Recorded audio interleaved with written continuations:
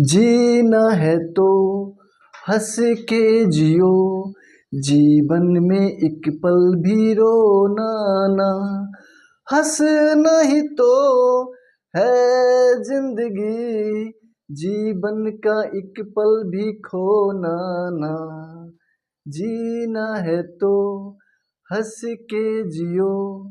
तो दोस्तों, हमने इस गाना को इसलिए गाया है क्योंकि बहुत सारे लोगों के जीवन में आज समस्या है, और उस समस्या को बहुत प्रकार की अनेक प्रकार की समस्या है, अलग अलग समस्या है। लेकिन जब तक हमारी जीवन रहेगी तब तक समस्या रहना है, जब तक हमारी जीवन समाप्त हो जाएगी तभी समस्या नहीं रहेगी। लेकिन सबको अलग अलग प्रकार की समस्या है। लेकिन आज हमारे जो बच्चे, प्यारे बच्चे जो क्लास 10th में पढ़ते हैं, उनके बीच जो समस्या है, उनके बीच समस्या है मैथ की। यानी कि मैथ में प्रश्न उनके सॉल्यूशन नहीं हो पा रहे हैं, जिससे उनको समस्या है। आज मैं उसी का सॉल्व करने जा रहा हूँ। सबका अलग अलग प्रॉब्लम है, लेकिन हमारे प्यारे बच्चे जो क्लास 10th में ही पढ़ रहे हैं, उनके बीच समस्या है मैथ की। तो उस मैथ को हम लोग सॉल्यूशन आज से देखने वाले हैं, और बिल्कुल अगर आप देखेंगे, आपके बच्चे देखेंगे, तो निश्चित रूप से उसका प्रॉब्लम सॉल्व हो जाएगा। तो चलिए आज हम लोग प्रश्नावली 1.1 को स्टार्ट करते हैं। तो सबसे पहले प्रश्नावली 1.1 में आप देख सकते हैं, आपको क्वेश्चन लिखा हुआ आपको दिख रहा होगा। आप वो निश्चित रूप से क्वेश्चन पढ़ें, और क्वेश्चन मैं भी पढ़ रहा हूँ, आप निश्चित रूप से ध्यान दें।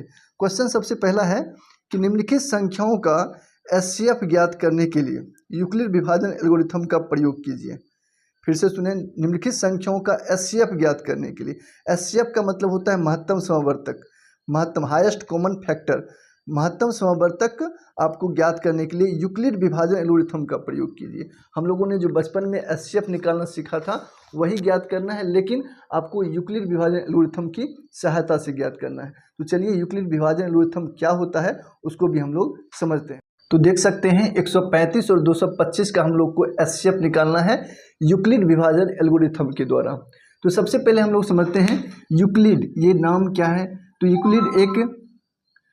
यूक्लिड एक गणितज्ञ का नाम है, ठीक है, जिन्होंने ये प्रमेय दिया था, यूक्लिड विभाजन प्रमेय का। और ये प्रमेय का मतलब होता है, एल्गोरिथम का मतलब होता है कि एल्गोरिथम यानी कि एक दिया गया कथन होता है जो और चीज़ों को सिद्ध करने में मदद करता है। तो एल्गोरिथम यानी प्रमेय जो होता है एक दिया गया कथन होता है जो पहले से ही सिद्ध होता है, और वो अन्य कथन को सिद्ध करने में मदद करता है। तो इसके बारे में तो आप समझ गए होंगे। और यूक्लिड विभाजन प्रमेय यानी कि यूक्लिड विभाजन प्रमेय जो दिए थे वो क्या होता है, यूक्लिड विभाजन प्रमेय क्या होता है। तो इसमें दो धनात्मक संख्या ए और बी दिए रहने पर, आपको दिख रहा होगा इस प्रकार से है यूक्लिड विभाजन प्रमेय इसको आप लिख सकते हैं परिभाषा को भी। तो दो धनात्मक संख्या ए और बी दिए रहने पर दो पूर्णांक संख्या क्यू और आर इस प्रकार से विद्यमान होता है इसी यूक्लिड विभाजन प्रमेय में कि दो धनात्मक संख्या ए और बी दिए रहने पर, ए और बी दिए रहने पर, अगर दो संख्या दिया हुआ है ए और बी, तो क्यू और आर इस प्रकार से विद्यमान होता है कि ए बराबर होता है बी क्यू प्लस आर। ए बराबर क्या होता है बी क्यू प्लस आर। और जहाँ आर जो होता है वो 0 से बड़ा या बराबर होता है, लेकिन बी से छोटा होता है। बी से क्या होता है, छोटा होता है। बी यानी कि भाजक और ए यानी कि भाज्य, यानी कि जो हम लोग बचपन में सीखते थे, भाज्य बराबर भाजक गुने भागफल जोड़ शेष। भाज्य बराबर क्या होता है, भाजक गुने भागफल जोड़ शेष। यही सूत्र जो है आपको यूक्लिड विभाजन प्रमेय का होता है, ठीक है। और ये आपको सूत्र पर बनाना है, इसको प्रयोग, इस सूत्र का प्रयोग करके आपको इस हिसाब को बनाना है। तो चलिए हम लोग सीखते हैं। तो सबसे पहले जब आप इसे बनाएं तो सबसे पहले आप पुरानी विधि जो यूक्लिड विभाजन जो आप एचसीएफ निकालते हैं उस विधि को आप बना लें, और उसके बाद जो है यूक्लिड विभाजन प्रमेय के हिसाब से बनाएंगे तो बिल्कुल आप आसानी से बना पाएंगे। तो चलिए हम लोग पुरानी विधि को एक बार देख लेते हैं। तो सबसे पहले इसमें से जो बड़ा है उसको आप भाज्य मानिए, और जो 135 है इस प्रकार से आप भाग विधि के द्वारा एचसीएफ इस प्रकार से निकालिए। तो सबसे पहले आप एक बार में लगाएंगे तो 135 हो गया, 5 में 5 गया 0 और 12 में 3 गया 9। तो इस प्रकार से आपके 90 हो जाते हैं, 90 हो जाते हैं। और इस 135 को जब ये नहीं काटता है तो क्या नियम है एचसीएफ में, क्या नियम है एचसीएफ में, नियम है कि जो नहीं काटता है ना फिर वो आके फंस जाता है। तो यहाँ पे आपको 135 लिख देना है, ठीक। अब 90 से इसमें फिर लगाइए और ये तब तक चलते रहता है जबकि शेष 0 ना हो जाए, और ये आसानी से शेष 0 हो जाता है। तो 90 एकम 90 फिर लगाइए तो कितना हो जाएगा 5, और ये हो जाएगा आपको 13 में से 9 गया 4, 45 हो गया। तो फिर देखिए आपका 8 जो है शेषफल जो है 45 हो गया, 0 नहीं हुआ। तो फिर आप इस प्रकार से बढ़ा सकते हैं। एक आप फिर से खींचिए कॉलम को, तो इस प्रकार से 19 इसमें आके बंद हो जाएगा, और इस प्रकार से फिर आपको एक नया तैयार हो गया। ठीक है, तो 45 दूनी कितना हो गया 90। तो इस प्रकार से आपके HCF यहाँ पे क्या हो गया, और यहाँ पे R जो है 0 हो गया, यानी कि शेषफल यहाँ पे आपको 0 हो गया।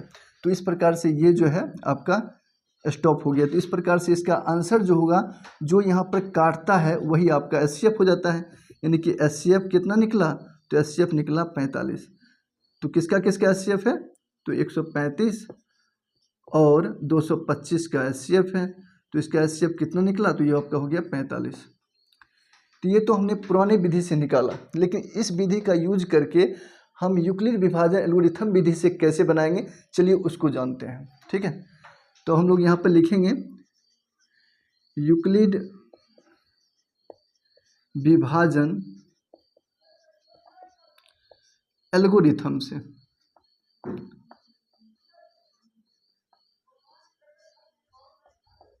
यूक्लिड विभाजन एल्गोरिथम से तो सबसे पहला चरण 1 में बोलेंगे, स्टेप 1 में।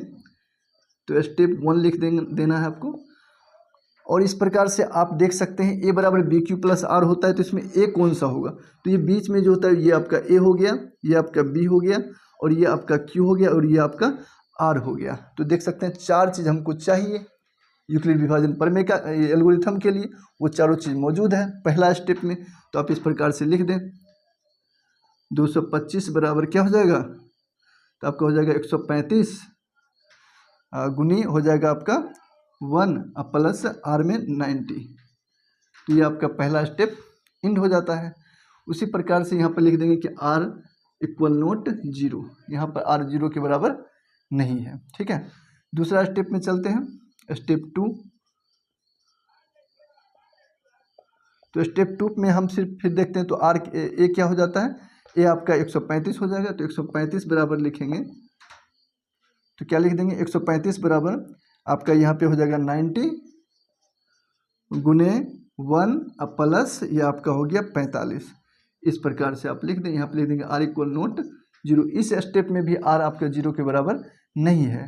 फिर स्टेप लिखेंगे 2, स्टेप 3 हो जाएगा आपका स्टेप 3। और ये सवाल अक्सर 10th क्लास में लगभग पूछा जाता है 5 नंबर में, तो आप निश्चित रूप से बना सकते हैं। ठीक है, शायद 5 नंबर या 2 नंबर में पूछा जाता है, आप आसानी से तब इसको बना सकते हैं जब ये स्टेप आप जान जाएंगे। तो इस प्रकार से आप यहाँ पे A लिख देंगे 90।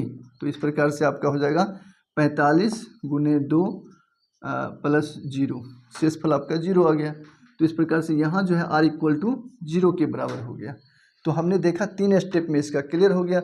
और यहाँ पे यूक्लिड विभाजन एल्गोरिथम से जब आप लिखते हैं तो आप इस प्रकार से लिख दें A बराबर क्या होता है BQ प्लस R। ठीक, तो इस प्रकार से हम स्टेप 3 तक में इसका क्लियर कर लिया। और यहाँ पर आप लिख सकते हैं HCF जो है वो किसका किसका, तो ये आपका हो जाएगा 135 और 225 का HCF आपका कितना हो जाएगा, तो हो जाएगा आपका 45, जिसने जो भाजक होता है वही आपका बिल्कुल आंसर हो जाता है। तो इस प्रकार से इस विधि से भी हमने देखा 45 और इस विधि से भी 45। इस प्रकार से यूक्लिड विभाजन एल्गोरिथम से मैंने इसको बिल्कुल बना दिया। तो इस प्रकार से आपको कैसा लगा निश्चित रूप से आप बताएंगे। फिर से हम लोग नेक्स्ट के क्वेश्चन की ओर बढ़ते हैं। तो नेक्स्ट क्वेश्चन आ चुका है, 867 और 255 के बीच निकालना है। तो सबसे पहले हम लोग इसमें सबसे छोटा है जो वो आपका भाजक हो जाता है, 867 आपका भाज हो जाता है, तो इसको बीच में लिखें। तो इस प्रकार से आपको लगाना है इसमें। तो आप देख सकते हैं 255 अगर हम 3 बार में करते हैं, 255 तिया तो 5 तिया 15 का 5 बाकी 1, 5 तिया 15 16 6 बाकी बचे 1 और 2 तिया 6 6 1 7 765 होता है। लगेगा, बिल्कुल चलेगा, यानी 3 बार में 8 765। 7 में से 5 गया 2, 6 में से 6 गया 0, 8 में से 7 गया 1, यानी 102 हो गया। और यहाँ पे आपका हो गया 255। तो 102 दूनी करते हैं तो 204 होता है, बिल्कुल, तो 204 ही लगाएं। 5 में से 4 गया 1, यहाँ पे आपका हो गया 5 में 0 गया 5 और ये आपका 2 में से 2 गया कैंसिल, तो ये आपका 102 हो जाएगा। आप यहाँ पे 51 दूनी 102 लिख सकते हैं और इस प्रकार से आपके हो जाते हैं 0। शेषफल क्या हो गया 0, तो यहाँ पे आप लिख सकते हैं HCF कितना हो गया, दिया गया 2 संख्याओं का HCF यहाँ पे निकल के आ गया 51, आसानी से निकल गया। इस प्रकार से HCF हम लोग बनाते हैं एंशिएंट मेथड से। अब हम लोग ये जो है यूक्लिड विभाजन एल्गोरिथम से इसको कैसे सेट करेंगे, तो वो तो आपने 2 क्वेश्चन में बिल्कुल आसानी से सीख चुके हैं। यूक्लिड विभाजन एल्गोरिथम से हम जैसे कि लिखते हैं इसमें विभाजन एल्गोरिथम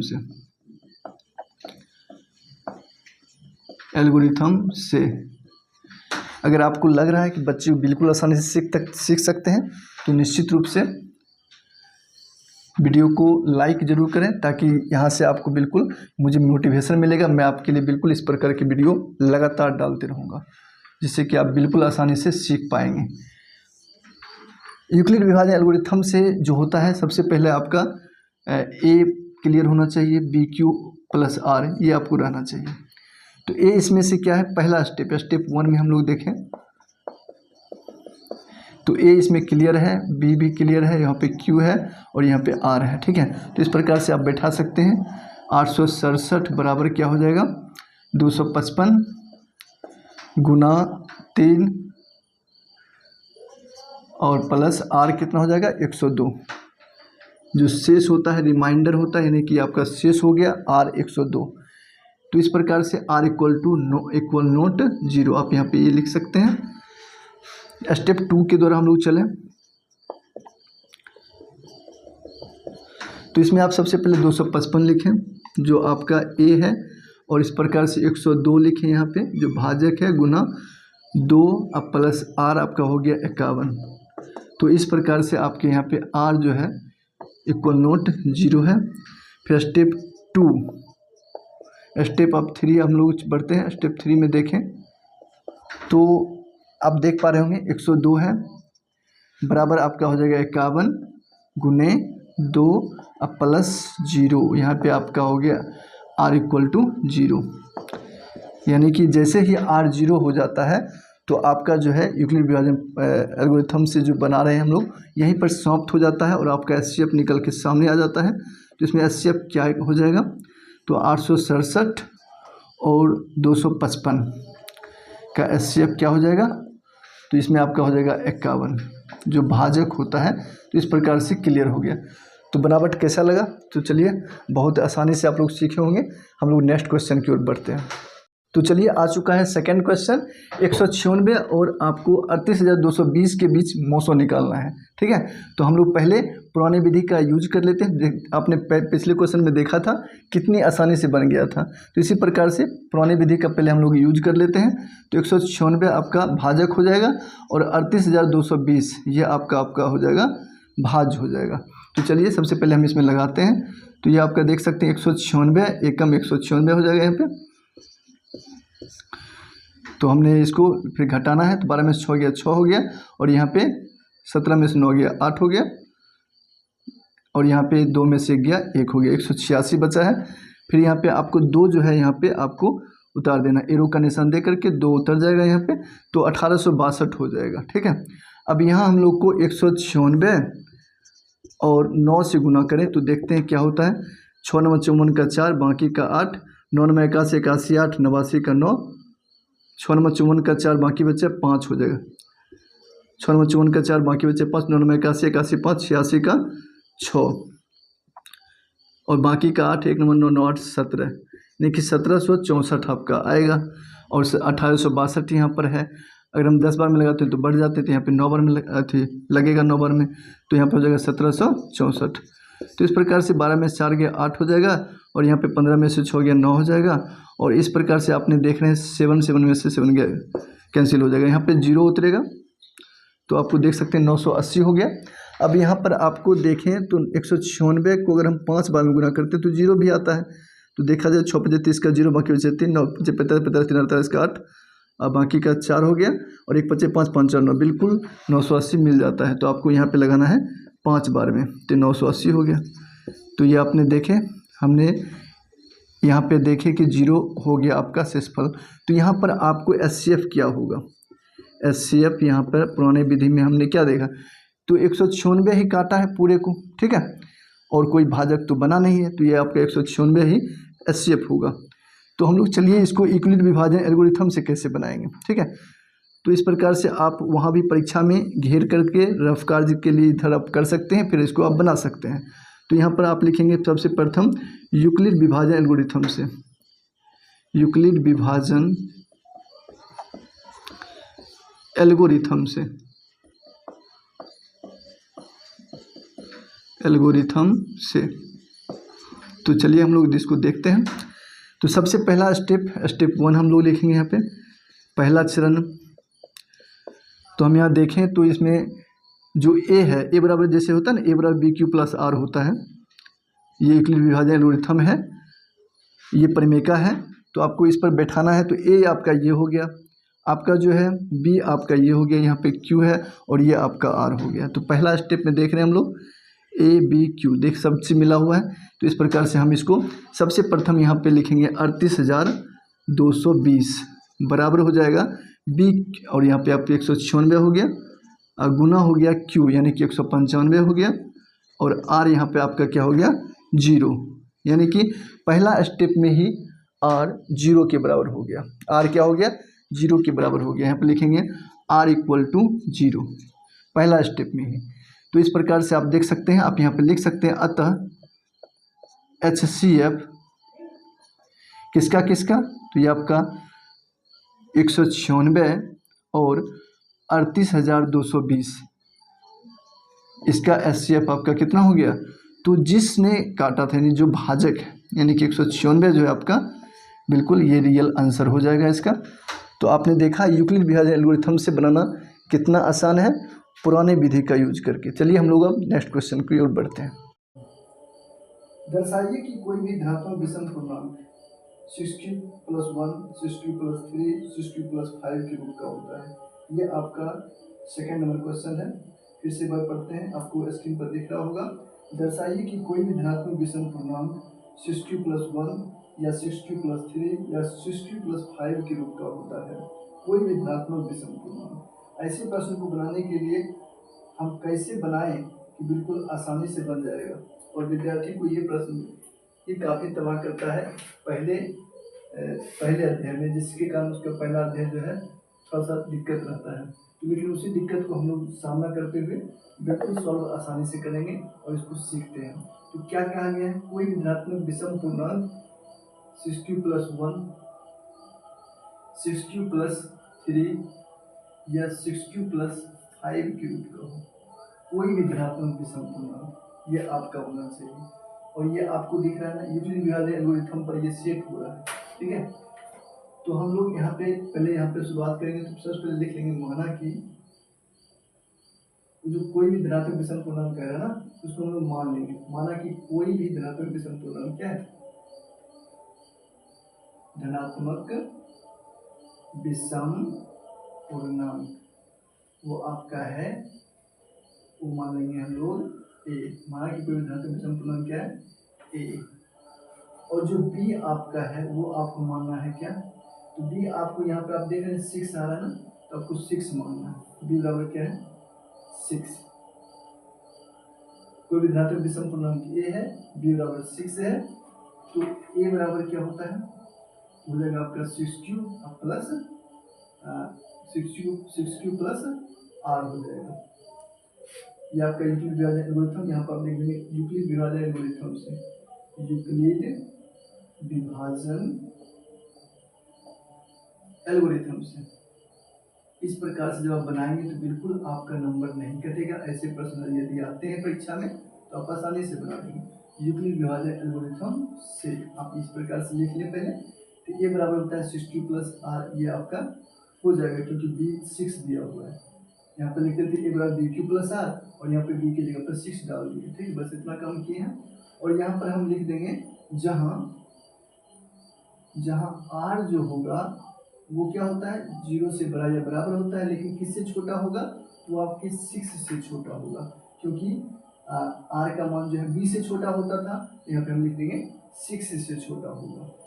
ठीक है, तो यहाँ पर r का मान क्या क्या हो सकता है, तो आपका हो सकता है 0, 1, 2, 3, 4, 5 और 6। 6 से छोटा होगा तो 5 ही तक है।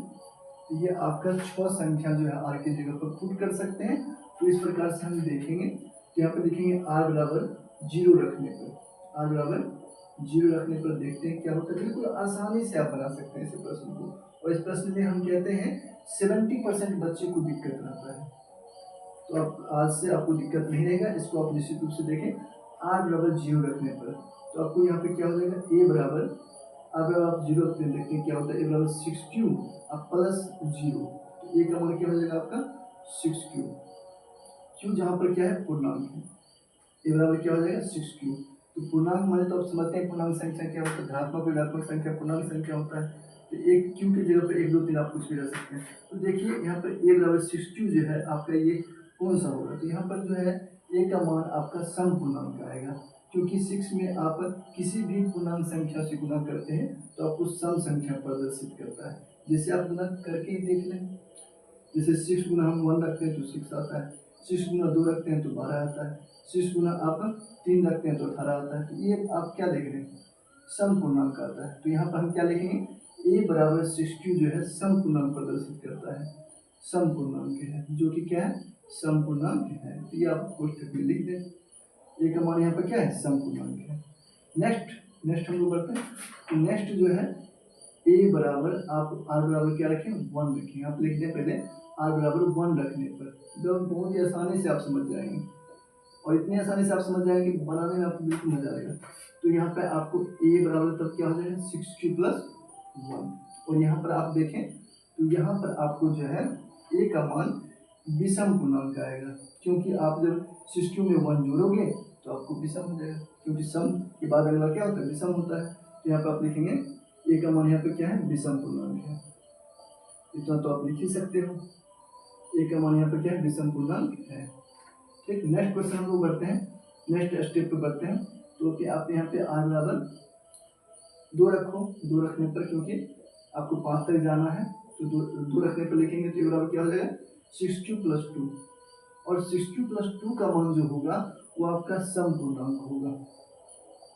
इससे तो आप परिचित है, क्योंकि 6 का मान सम पूर्णांक आता है, तो 2 जोड़ेंगे तो बिल्कुल सम पूर्णांक आएगा। तो यहाँ पर आप लिखेंगे सम पूर्णांक है।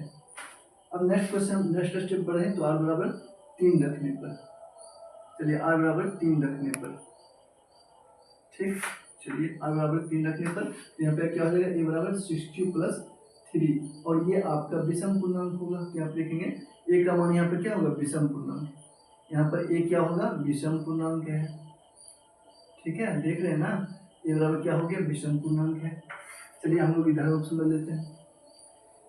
अब r बराबर हम रखते हैं, चलिए हम लोग कहाँ तक रखे थे 3 पे, अब r बराबर 4 रखते हैं। तो a बराबर क्या हो जाएगा 6 प्लस 4, तो ये आपका यहाँ पर a का मान क्या होगा पता ही, 4 जोड़ेंगे तो सम पूर्णांक होगा, सम पूर्णांक, सम पूर्णांक है, ये आप लिख सकते हैं आसानी से। और यहाँ पे संपूर्णांक आपको दिख भी रहा है, क्योंकि आप 6 में देखिए, जैसे 6 गुना 1 करें फिर जोड़े आप 4 को, क्या देखते हैं 6 एकम 6 6 4 10, देखिए आपको संपूर्णांक है कि नहीं है, बिल्कुल आसानी से समझ रहे होंगे। r बराबर 5 रखिए तो a का मान क्या होता है 6 प्लस 5, और यहाँ आपका ये विषम पूर्णांक है कि नहीं है, बिल्कुल a का मान आपको दिख रहा होगा विषम पूर्णांक है। क्यों है, क्योंकि आप एक बार देख ही लें, जैसे 6 के जगह पर हमने क्यू की जगह पर 1 रखा फिर 5 रखा, तो 6 एकम 6 और 5 11 होता है, तो 11 क्या है विषम पूर्णांक है, बिल्कुल प्रदर्शित है, ये बात दिख रहा है। तो आप निश्चित रूप से आप बता सकते हैं 5 तक हमने रख लिया, r का मान शॉर्ट हो गया, और यहीं पर आपका आंसर अब निकल जाएगा, क्योंकि यहाँ पे सेट करने के लिए कहता है, सिद्ध करने के लिए कहता है किसी भी धनात्मक विषम पूर्णांक का मान जो है 6 प्लस 1, 6 प्लस 3 या 6 प्लस 5 का रूप का होता है। तो बिल्कुल आ चुका है, देख सकते हैं आप 6 प्लस 1 विषम पूर्णांक है, 6 प्लस 3 ये आपका विषम पूर्णांक है, और 6q+5 ये आपका ए का मान विषम पूर्णांक है। तीनों एकदम दिख रहा है, तो आप यहाँ पर लिख दें, अतः किसी भी धनात्मक विषम पूर्णांक का मान, किसी भी, क्या लिखें, किसी भी धनात्मक विषम पूर्णांक, किसी भी धनात्मक विषम पूर्णांक का रूप क्या होता है, 6q+1, 6q+3 अथवा 6q+5 के रूप का होता है, 6q+5 के रूप का होता है। चलिए, मैंने समझा रहा था तो इतना टाइम लगेगा, लेकिन आपको बनाने में बिल्कुल टाइम नहीं लगेगा। 6q+5 के रूप का होता है। तो इस क्वेश्चन को समझ कौन कौन विद्यार्थी समझे हैं निश्चित रूप से बताएंगे। अगर आप